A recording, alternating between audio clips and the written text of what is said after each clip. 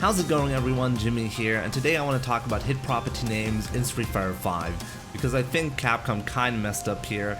So basically Capcom chose to give us the names of the hit properties in training mode for the first time, I think. At least in Street Fighter 4, when you went to training mode, it would not like give you any information on hit properties there. So if you took a look at like frame data lists, for example, a lot of websites would give you information on how to block or like the hit level of any move, and they were labeled as high, low, or high and low, depending on whether you have to block high or low, or whether it didn't matter whether you can block high and low, right?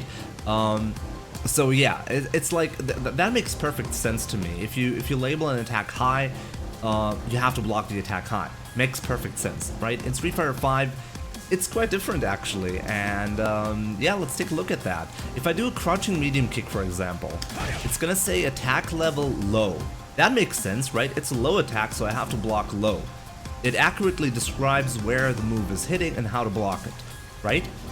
So let's do an overhead attack like this, and it's gonna say mid. Now this is where it's already kind of weird. If I like do a jump in attack, it's also gonna say mid. Okay. Like normally you would say this is a high attack because you have to block it high, right? So why would Capcom choose to call it mid? But well, whatever. It's a mid attack.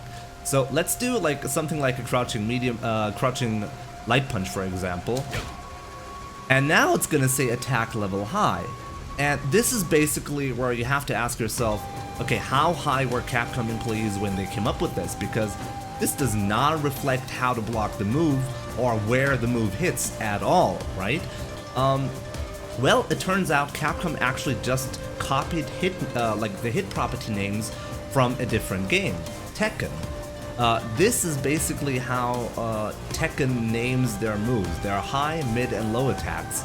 But the sad part is, you can't just translate it to Street Fighter and expect it to make sense. In Street Fighter, this does not make sense. Now, I don't really play Tekken, but I did a little bit of research on this. It seems in Tekken, a high attack can be ducked under. This is like the reason to like give it this property to just call it a high attack. Because, well, it hits high. It accurately describes where the attack goes, right? Now, mid attacks are actually quite similar to Street Fighter mid attacks. You cannot like crouch, like you cannot block a mid attack in Tekken crouching.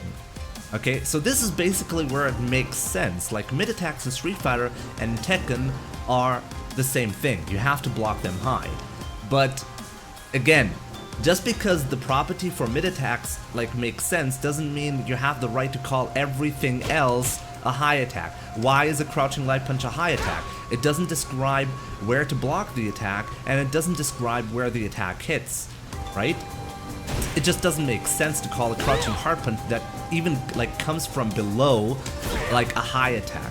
So instead, what they should have done is just copy the way websites have been naming hit properties for years, right? Just say block properties or something like that, and label them high, low, or high and low. And that's all Capcom had to do, but instead they just copied it from Tekken, and it does make sense in the Street Fighter universe. So yeah, that's all I have to say for this one. I think this is actually quite stupid. It's a silly mistake. It just kinda shows to me how little Capcom cared about these kind of mistakes. They just should not happen. Like I really wonder who was in charge, who let that happen and thought it makes sense, because it simply doesn't make sense. So yeah, guys, let me know what you think about this in the comment section below, and yeah, take care. I'll see you soon.